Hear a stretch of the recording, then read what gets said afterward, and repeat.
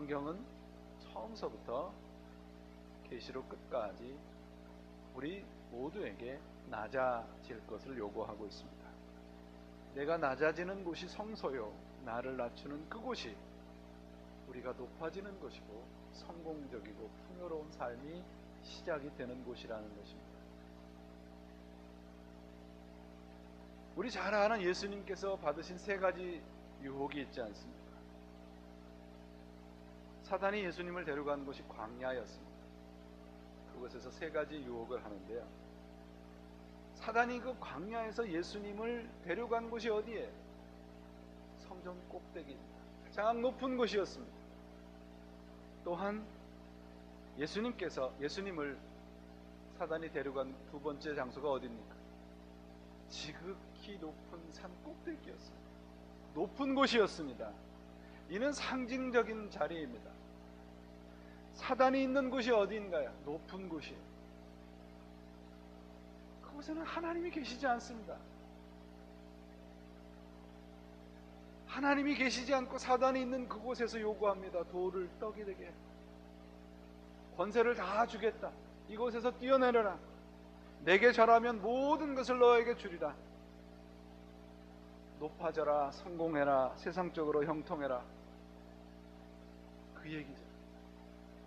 세상은 이렇게 플러스입니다. 덧셈을 하듯이 우리들을 유혹을 합니다.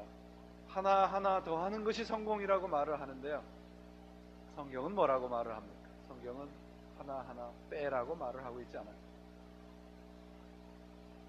하나님의 방법은 뺄셈입니다.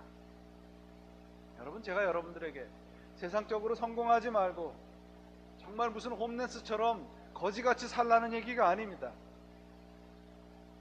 여러분들이 가지고 있는 재물, 여러분들이 가지고 있는 시간, 여러분들의 성공, 여러분들의 재능, 그것으로 하나님과 더 가까워지셨습니까?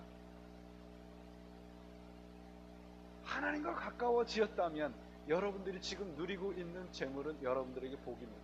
그러나 여러분들이 가지고 있는 재물이, 시간이, 재능이 하나님으로부터 멀어지게 만들었다면 그건 여러분들에겐 저주입니다.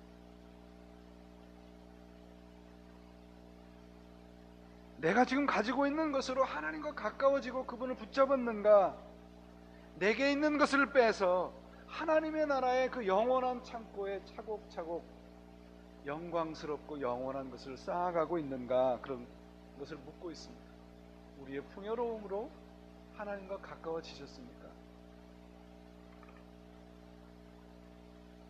아프리카 잠비아에서 선교하던 선교사님이 한국에 오셔서 1년 동안 안식년을 한 후에 돌아가면서 한국 교회에게 쓴 편지입니다. 제가 1년간 한국에서 안식년을 보내면서 주위 환경과 분위기에 동요되어 제 가치관이 그토록 흔들려 보기는 처음이었습니다. 안락한 환경과 조건 속에서 우리 그리스도인들의 무뎌진 신앙과 허무하리만치 관념적이고 추상적인 믿음을 보면서 진정 구원받은 크리스천답게 살아가기에는 아프리카가 오지가 아니라 한국이 오지 중에 오지라는 생각이 들었습니다. 말씀 묵상과 기도가 드라마에 밀려나고 육체의 건강은 지나칠 만큼 꼼꼼히 챙기면서도 영적 건강은 초기 암 환자처럼 자각 증세도 없고 정년 퇴직 후 불과 20-30년에 불과할 노후 대책에는 놀란 만큼 계산적이면서 죽음 이후의 영혼의 대책에 대해서는 무관심한 크리스찬들이 어쩌면 그렇게 많은지. 그래서 이 세상에 땅 한 평 집 한 채 없는 저희 부부는 열린 하늘과 하나님만 노후 대책인 이곳 아프리카가 고향처럼 더욱 푸근하기만 합니다. 이분은 우리들의 풍요로움이 하나님과 더 멀어졌다는 지적을 하고 있잖아요. 우리가 지금 살고 있는 우리의 현실에서 하나님을 만나고 하나님과 사귀고 있느냐 도전을 하고 있습니다. 이 선교사님은 우리의 신자들의 현실이 그렇지 못하다고 지적하고 있는 것 같아요. 우리가 하나님을 만나고 사귀고 살아가는 자리가 어디입니까? 오늘 이 빌립보서 본문은 너무도 우리가 잘 아는 본문입니다. 이 본문이 우리들에게 선포하는 메시지가 무엇인가요? 낮은 자리, 비천한 자리, 겸손한 자리가 하나님을 만나는 자리라는 역설적인 진리를 선포하고 있습니다. 스스로 작아짐으로 커지는 신비스러운 것이죠. 우리가 신앙이 깊어지면 우리 자신은 작아지지만 하나님이 우리를 크게 만드세요. 세상은 커지고 높아지고 많아지면 성공이라고 말하지만 성경은 그 반대잖아요. 신앙이 깊어지면 내가 높아지는 것이 아니고 내가 작아지고 왜소해지고 더 낮아지는 체험을 하게 됩니다. 사도 바울을 보세요. 사도 바울은 소위 3층천의 경험까지 한 사람입니다. 곧 셋째 하늘까지 갔던 그런 놀라운 신비스러운 경험을 한 사람이에요. 그런데 그가 고백하는 것을 보세요. 나는 모든 사도 가운데 가장 작은 자요, 나는 죄인 중에 괴수입니다. 어디에도 자기 자신을 높이는 것이 없습니다. 이것이 하나님을 만나는 자리이기 때문에 그는 세상의 그 어떤 것을 다 물리치고 하나님을 만나는 자리를 찾아가겠다는 것이죠.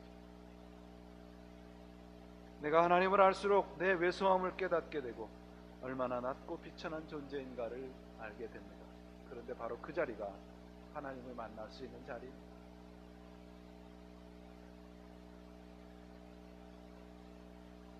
TV에서 어떤 일본에서 척추를 다친 환자의 모습을 봤습니다. 이분은 목뼈를 다쳐서, 그러니까 얼굴만 움직일 수 있는 사람입니다. 근데 얼굴만 움직일 수 있는 이분이 카메라를 들고 사진을 찍어요.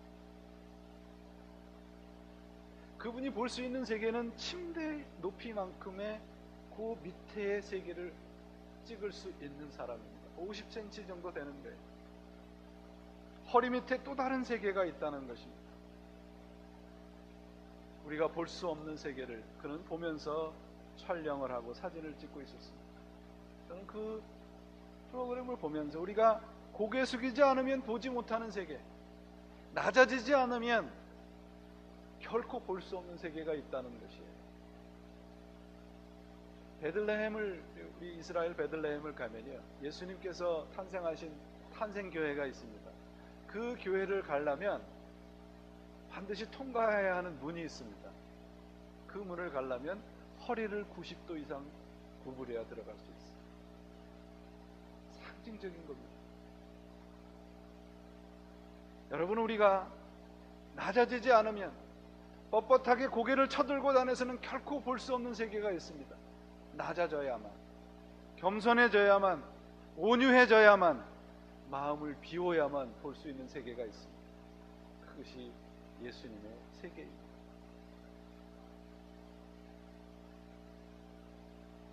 두 번째는 하나님을 만나는 자리는 버리는 자리, 버림으로 얻게 되는 것이 있습니다. 기독교 신앙의 역설적인 진리는 버리면 버릴수록 더욱 늘어난다는 것입니다. 세상의 상식은 주머니에 돈이 들어가야 늘어나는 것입니다. 그러나 신앙의 세계는 버리면 버릴수록 늘어나는 신비스러운 역설이 있습니다. 사도 바울은 예수님 때문에 모든 것을 버렸던 사람입니다. 젊음도, 지위도, 가정도 모든 것을 버렸습니다. 그런데 그것은 결코 버리고 잃어버린 것이 아니었습니다. 사도 바울의 고백을 보세요. 나는 가난한 자 같으나 부요한 자요, 아무것도 없는 것 같으나 모든 것을 가진 자로다. 어떻게 이런 고백을 할 수 있어요? 이것은 버린 자만이 할 수 있는 하나님의 성령의 사람의 고백입니다.